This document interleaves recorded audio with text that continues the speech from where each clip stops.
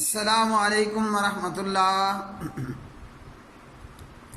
پیارے بھائی مشتاق from India, آپ نے مفتی عارف بن نور محمد بن غلام رسول صاحب کی یہ وائس بھیجی ہے رابعہ بصری کے حوالے سے۔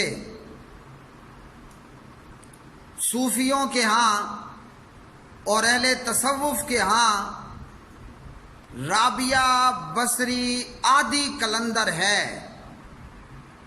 اہل تصوف اور صوفیاء کے ہاں رابعہ بصری عادی کلندر ہے، اور ان کے بقول کل 2.5 کلندر ہیں، 2 پورا 1 آدھا، اور اس میں سے رابعہ بصری جو ہے وہ عادی کلندریہ ہے۔ اور پھر رابعہ بصری کی ذات کے حوالے سے بہت ساری حکایتیں، قصے، کہانیاں، افسانے مشہور ہیں جو کہ زبان زد عام ہیں، اور انہیں بیان کرنے والے اپنے بیانات اور خطبات میں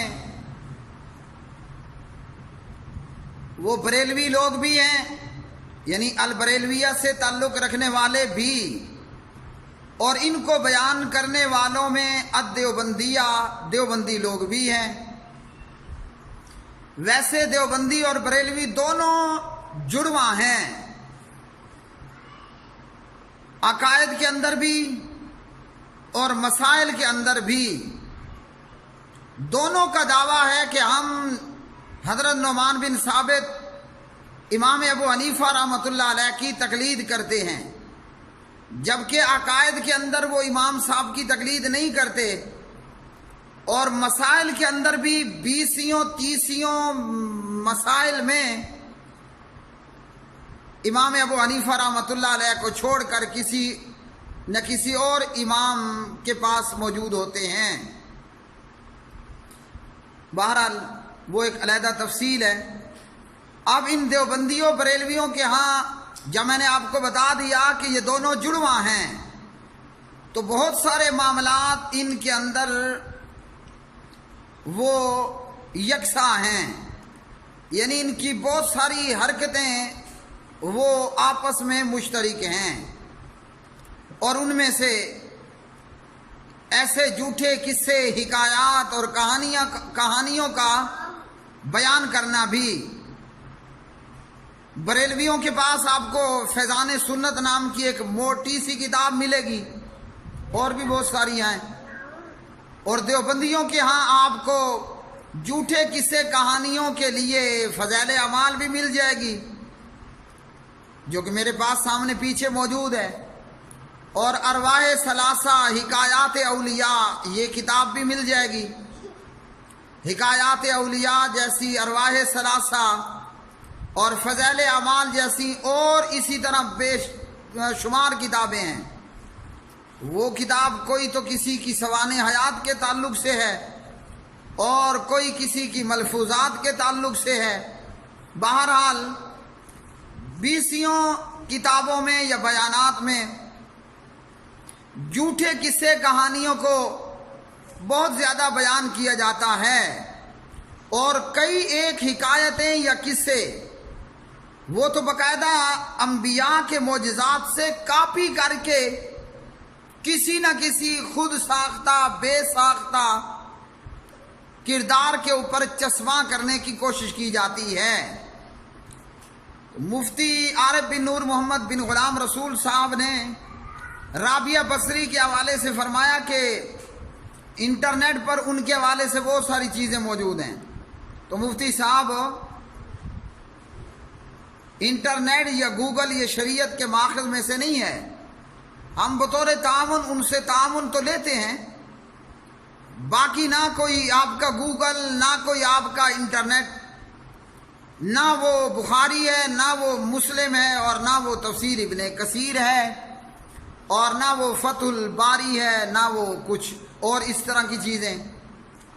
تو دیوبندی بریلویوں کے ہاں جو چیز قدر مشترک ہے، اس میں سے मुख्तलिफ लोगों के हवाले से झूठे किस्से कहानियों का बयान करना, जिनमें से एक राबिया बसरिया नाम की औरत भी है। तो राबिया के हवाले से कहा गया कि राबिया अपने माँ बाप की चौथी औलाद थी। अब ये गणंतु भी देखिए, इस मन गढ़ंत बात के जो है वो घड़ने का सबब तरीका क्या था। राबिया, तो लफ्ज राबिया से जो है वो उसको कहा गया कि अपने माँ बाप की चौथी औलाद थी, क्योंकि राबिया का माना चौथा नंबर बनता है। तो भाई ये एक गड़ंतू लगाया और छोड़ दिया। आगे बयान करने वाले बयान करते हैं। और याद रखिए, ऐसे बेशुमार वाकियात और हिकायात आपको जहां बरेलवियों के यहां मिलेंगे, वहीं देवबंदियों के यहां भी मिलते हैं। आप बदनसीबी कह लीजिए, महरूमी कह लीजिए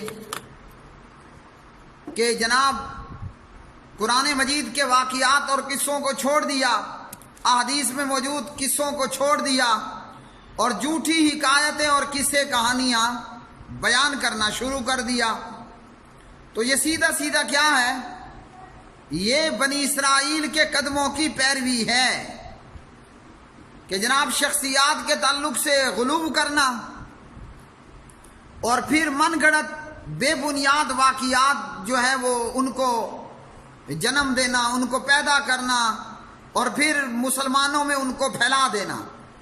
तो अल्लाह का खौफ करो, क्या बेहतर नहीं है कि कुरान मजीद को बयान किया जाए।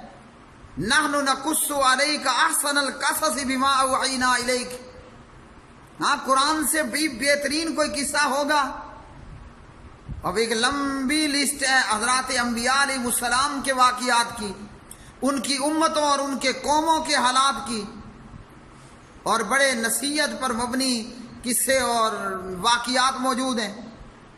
बहरहाल नसीब अपना अपना, इनका शायद नसीब ही यही होगा कि घड़ंतू पे घड़ंतू बयान करते जाओ। बनी इसराइलियों की तरह शख्सियात में गुलूब किया और उनके रुतबे और मकाम को बुलंद से बुलंद तर करने के लिए झूठ पे झूठ बोलते जाओ। वो कहते हैं ना कि इतना झूठ बोलो कि झूठ न रहे, शक का शुबा होने लगे। अब आइए हम राबिया बसरी के हवाले से किस्सा सुनते हैं। ये शख्स इस किस्से में, और ये मन गढ़ंत किस्सा है, मेरे वर्ल्ड में ये गड़ंतू है। तो ये मन गढ़ंत किस्सा के राबिया बसरी जो है वो हज को जा रही थी अपने खोते पर या खोती पे। रास्ते में वो खोता खोती मतलब गधा गधी, इंग्लिश में मेरे ख्याल में शायद डंकी कहेंगे, अगर मिस्टेक हो तो माफ कीजिएगा। तो वो राबिया बसरी अपनी गधे पे जा रही थी और गधा मर गया। अब राबिया बसरी ने किस तरह के अल्फाज इस्तेमाल किए बकौल इस किस्सा गो के, और कहता है कि राबिया बसरी का गधा फिर जिंदा हो गया।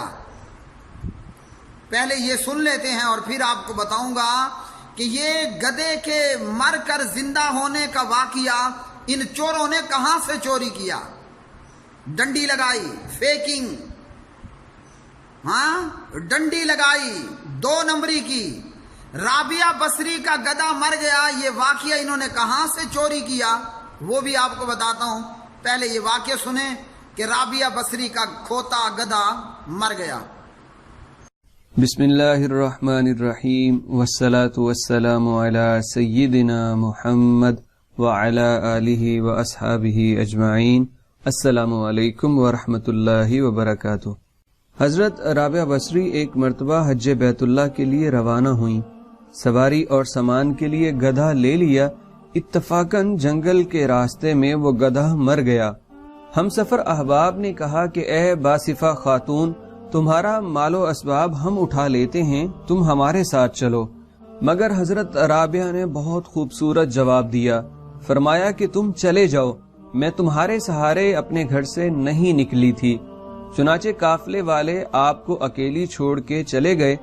जब राबिया बसरी तन्हा रह गईं तो 2 رکعت نماز ادا کر کے سر کو سجدے میں رکھ لیا اور اللہ سے مناجات کرنے لگیں، کہنے لگیں اے بادشاہ، اے مالک الملک، کیا ایک غریب عاجز عورت کے ساتھ احکم الحاکمین ہوتے ہوئے ایسا ہی سلوک کیا کرتے ہیں جو تو نے میرے ساتھ کیا؟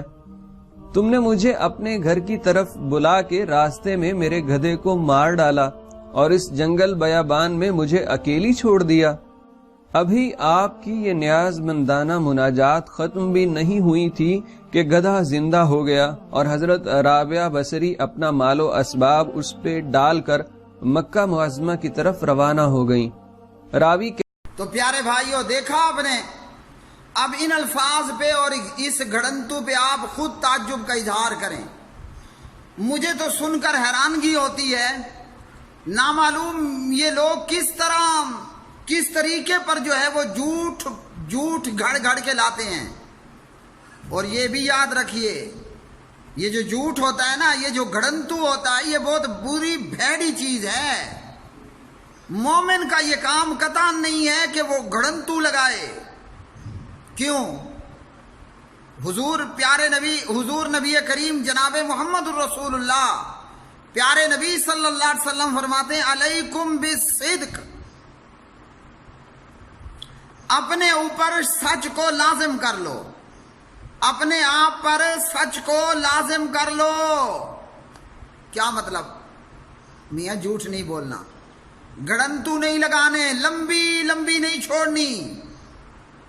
یہ کوئی انڈین مووی ہے، کوئی لالی ووڈ فلم ہے، ہاں، کہ کھوتا مر گیا، کھوتا زندہ ہو گیا۔ نعوذ باللہ، رابعہ بصری کا مقابلہ پیغمبر کے کھوتے سے اور گدھے سے، تو کیسے؟ نبی علیہ السلام نے فرمایا سچ بولنا اپنے آپ پہ لازم کر لو۔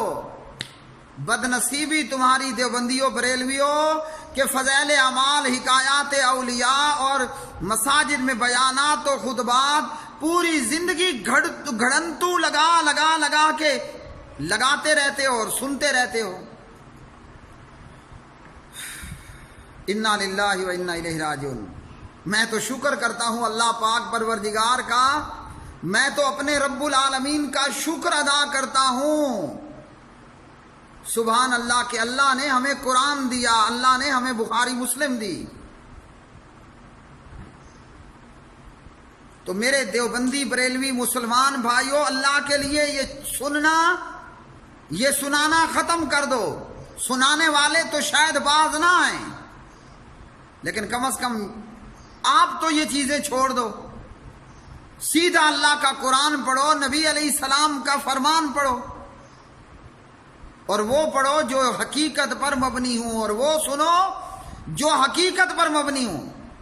رابعہ بصری کا گدھا مر گیا اور اللہ سے دعا نہیں کر رہی رابعہ بصری، سنا نا آپ نے؟ وہ تو باقاعدہ دھمکی آمیز لہجے میں رابعہ بصری اللہ سے بات کر رہی ہے۔ ایک تو ہے نا کہ بھئی دعا کی، نہ دعا نہیں کی، دھمکی آمیز لہجے میں اللہ سے بات کی۔ کھوتا زندہ ہو گیا۔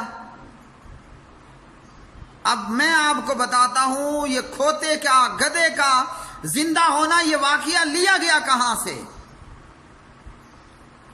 قرآن مجید فرقان حمید میری گود میں ہے۔ اللہ سبحانہ و تعالیٰ پارہ 3 سورہ البقرہ اس کی آیت 259 میں فرماتے ہیں فَانظُرْ إِلَىٰ طَعَامِكَ وَشَرَابِكَ لَمْ يَتَسَنَّهْ وَانظُرْ إِلَىٰ حِمَارِكَ وَلِنَجْعَلَكَ آيَةً لِلنَّاسِ وَانظُرْ إِلَى الْعِظَامِ كَيْفَ نُنشِزُهَا ثُمَّ نَكْسُوهَا لَحْمًا۔ یہ پیغمبر کا ایک واقعہ ہے، کہا جاتا ہے یہ حضرت عزیر علیہ السلام تھے۔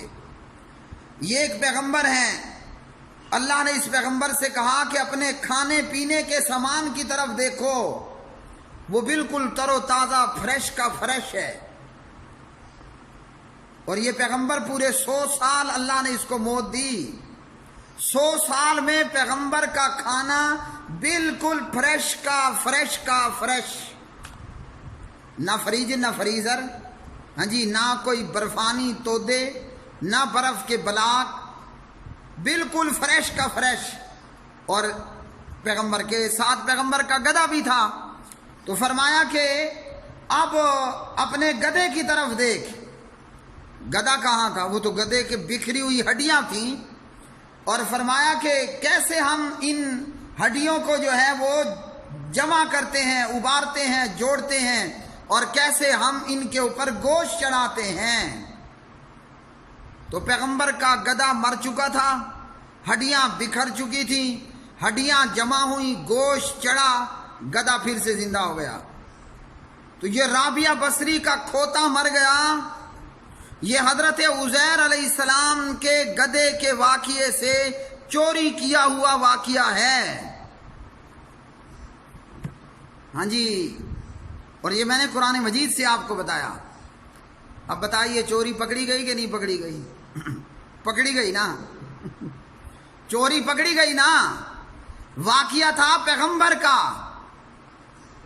اور جناب وہاں سے کاپی کر کے رابعہ بصری پہ پیسٹ کیا. فیکنگ، 2 نمبری، 2 رنگی. یہ تو یہاں دیوبندی بریلویوں کے ہاں پورے سٹور بھرے ہوئے ہیں ان کاموں پر. لوگ بھی سنتے ہیں، واہ واہ بھائی، واہ واہ، کیا کہنے، اتنی لمبی لمبی چھوڑنا، اور پھر کھوتے کے مرنے پر اللہ کو دھمکیاں دینا. آئیے ایک اور واقعہ آپ کو بتاتا ہوں. اب اس واقعے کو بیان کرنے والے علامہ طاہر القادری صاحب ہیں، اور یہ واقعہ بیان کرتے ہیں کہ رابعہ بصری حج کو چلی،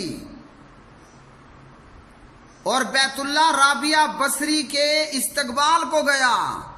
اور ابراہیم بن ادہم جب بیت اللہ پہنچا تو دیکھا کہ بیت اللہ تو غائب ہے.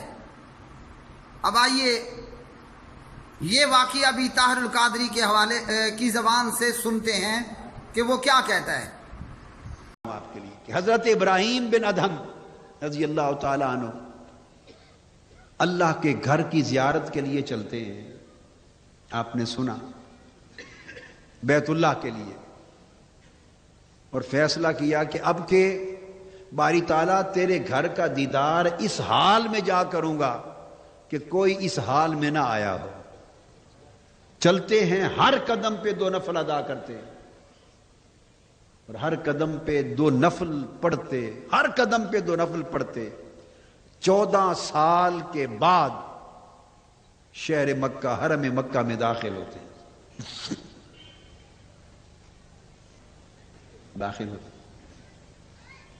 جب آگے پہنچتے ہیں تو روحانی آنکھ سے جب دیکھتے ہیں تو روحانی وجود کعبۃ اللہ کا سامنے دکھائی نہیں دیتا، کعبہ نظر نہیں آتا. پریشان ہوتے ہیں کہ کہیں میری روحانی بصیرت تو زائل نہیں ہو گئی، دل کی آنکھ تو نہیں بند ہو گئی. حکم ہوتا ہے نہیں ابراہیم تیری بصیرت قائم ہے، مگر کعبہ کسی کے استقبال کے لیے گیا ہے. عرض کیا باری تعالیٰ کوئی مجھ سے بھی بلند ہے اور مجھ سے بھی اعلیٰ شان اور مجھ سے بھی اعلیٰ ریاضت کے ساتھ تیرے گھر کو دیکھنے آ رہا ہے کہ میں 14 سال میں پہنچا ہوں، مجھے دکھائی نہیں دیا. مجھے بتا تو صحیح کہ وہ آنے والا کس شان سے آ رہا ہے کہ جس کے استقبال کے لیے خود کعبہ چل کے گیا. فرمایا دیکھ ابھی آنے والا ظاہر ہونے والا ہے، وہ ایک بوڑھی ہے، ایک ضعیفہ ہے. مڑ کر جو دیکھا تو حضرت رابعہ بصری لاٹھی کے سہارے چلی آ رہی ہے، اور کعبہ حضرت رابعہ بصری کے استقبال کے لیے. تو جی پیارے بھائیوں اور میرے مشتاق بھائی، سنا آپ نے علامہ طاہر القادری نے کہا کہ ابراہیم بن ادہم بیت اللہ حج کو چلے ہر قدم پر سجدہ یا 2 رکعت پڑھتے ہوئے، ہر قدم پر. اور جب ابراہیم بن ادم بیت اللہ پہنچے تو نورانی آنکھ سے دیکھا کہ بیت اللہ غائب ہے. ہاں بھائی بیت اللہ کدھر گیا؟ تو بیت اللہ رابعہ بصری کے استقبال کو گیا ہوا تھا. انا للہ و انا الیہ راجعون. اتنا لمبا جھوٹ، اتنی لمبی چھوڑی، اتنا بڑا گڑنتو. اگر ان بریلویوں کی اس کھوپڑی میں، اس کھوپڑی کے اندر ان کی اگر دماغ ہوتا تو وہ کبھی اس قسم کے جھوٹے واقعات نہ بیان کرتے نہ سنتے. تو رابعہ بصری کے استقبال کو بیت اللہ گیا. واہ، رابعہ بصری کے استقبال کو بیت اللہ گیا. میرے بھائیوں، صلح حدیبیہ کے موقع پر کیا ہوا تھا؟ حضور حضرت محمد الرسول اللہ صلی اللہ علیہ وسلم مدینہ پاک سے چلے مکہ، مگر آپ کو روک دیا گیا. حالانکہ آپ لڑنے نہیں آ رہے، جنگ کرنے نہیں آ رہے، آپ فقط عمرہ کرنے آ رہے ہیں. اور پیارے نبی علیہ السلام کو روک دیا گیا. پھر پورا واقعہ ہم سب جانتے ہیں. تو اس میں المختصر کیا ہوا کہ پیارے نبی علیہ السلام بغیر عمرہ کیے واپس مدینے کو چل پڑے. تو کعبہ بیت اللہ حضور کے لیے تو چل کر نہ آیا. تمہاری رابعہ بصری حضور محمد الرسول اللہ صلی اللہ علیہ وسلم سے بھی بڑی ہے. کیا خیال ہے؟ اتنے لمبے لمبے گھڑنتو. ویسے گھڑنتو 1 انچ کا ہو نا تو تب بھی ناقابل قبول ہے.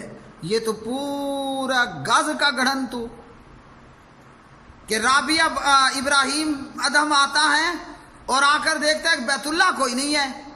ہاں جی، بیت اللہ کدھر گیا؟ وہ رابعہ بصری آ رہی ہے.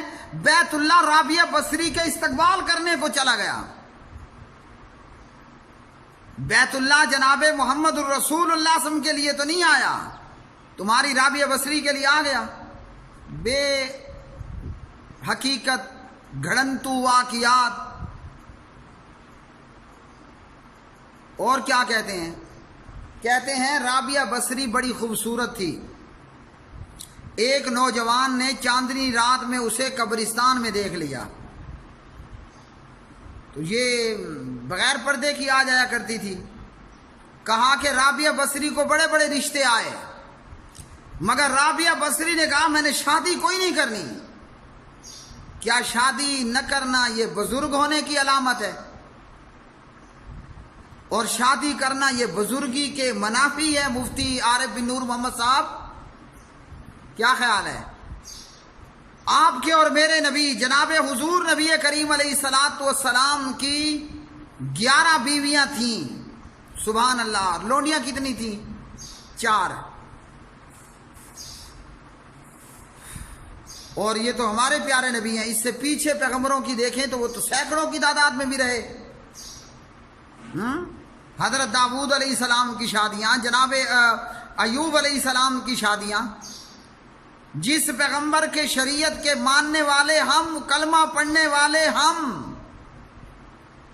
حضرت محمد بن عبداللہ محمد الرسول اللہ صلی اللہ علیہ وسلم کی 11 بیویاں اور 4 لونڈیاں، اور آپ علیہ الصلوۃ والسلام کے 7 بچے. 1 2 3 4 5 6 7. 4 آپ کی بیٹیاں اور 3 آپ صلی اللہ علیہ وسلم کے بیٹے. 4 آپ کی بیٹیاں، 3 حضور محمد الرسول اللہ صلی اللہ علیہ وسلم کے بیٹے. تو شادی کرنا کیا بزرگیت کے منافی ہے؟ اگر ایسا ہے نعوذ باللہ تو پھر کیا حضور صلی اللہ علیہ وسلم بزرگ نہیں تھے؟ جواب ہے کہ بالکل تھے. ان سے بڑا بزرگ کسی ماں نے جنم نہیں دیا.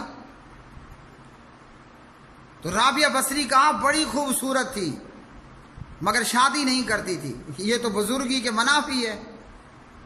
یا معاشر الشباب من استطاع منکم الباءۃ فلیتزوج. اے نوجوانوں، شادی کرو. اور قرآن مجید نے حکم دیا وَأَنكِحُوا الْأَيَامَ مِنكُمْ وَالصَّالِحِينَ مِنْ عِبَادِكُمْ وَإِمَائِكُمْ، قرآن نے حکم دیا ہے کہ ان کی شادیاں کراؤ. اور رابعہ بصری کہتے ہیں میں شادی نہیں کرتی. اب لوگوں کو کیا یہ بتانا چاہتے ہو؟ یہ بزرگی نہیں ہے، یہ رہبانیت ہے. وَرَهْبَانِيَّةً ابْتَدَعُوهَا مَا كَتَبْنَاهَا عَلَيْهِمْ، یہ ان کی خود سے اپنے اوپر لازم کی گئی رہبانیت جو ان صوفیوں نے اختیار کر لی. تو اسلام میں تو اس صوفیت اور رہبانیت کی کوئی گنجائش ہے ہی نہیں. اور پھر رابعہ بصری کے پاس بڑے بڑے علماء آتے تھے. اچھا مجھے بتاؤ رابعہ بصری نے پڑھا کہاں سے تھا؟ وہ کوئی پتہ نہیں ہے. تو بڑے بڑے علماء کیا کرنے آتے تھے رابعہ بصری کے پاس؟ تو یہ جھوٹے من گھڑت واقعات و شخصیات جن کا کوئی سر پیر نہیں ہے اور بیان کیے جا رہے ہیں. انبیاء کے معجزات کو چوری کر کے جناب خود ساختہ بے ساختہ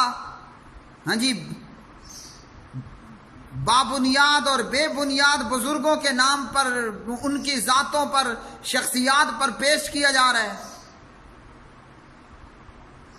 تو ہمیں چاہیے کہ ہم اللہ کے قرآن کو تھام لیں، حضور محمد الرسول اللہ صلی اللہ علیہ وسلم کے فرمان کو لے لیں. رابعہ بصری نے شادی نہیں کی، مگر قرآن ہمیں اجازت دیتا ہے مثنی و ثلاث فانکحوا ما طاب لکم من النساء مثنی و ثلاث و رباع. ایک مومن مسلمان ایک وقت میں 4 تک شادیاں کر سکتا ہے. اور سبحان اللہ صحابیات کی آپ زندگی دیکھیں. نبی علیہ السلام کی ایک کنواری بیگم تھی، ایک کنواری بیوی تھی، اماں جی عائشہ رضی اللہ تعالیٰ عنہ. تو صحابیات میں تو یہ سیرت ہے، بیوہ ہوئی ادھر عدت پوری ہوئی، آج عدت پوری ہوئی اور لو جی کل نکاح کا پیغام آ گیا. یہاں طلاق ہوئی عدت پوری ہوئی، وہاں نکاح کا پیغام آ گیا. تو یہ کون سی بزرگی ہے کہ یہ حضرت شادی نہیں کرتی تھی؟ اور پیارے نبی علیہ الصلوۃ والسلام کی سنت ہے شادی کرنا، اور صاحب استطاعت پہ شادی کرنا فرض بھی ہے. بلوغ المرام کتاب النکاح. وآخر دعوانا ان الحمد للہ رب العالمین.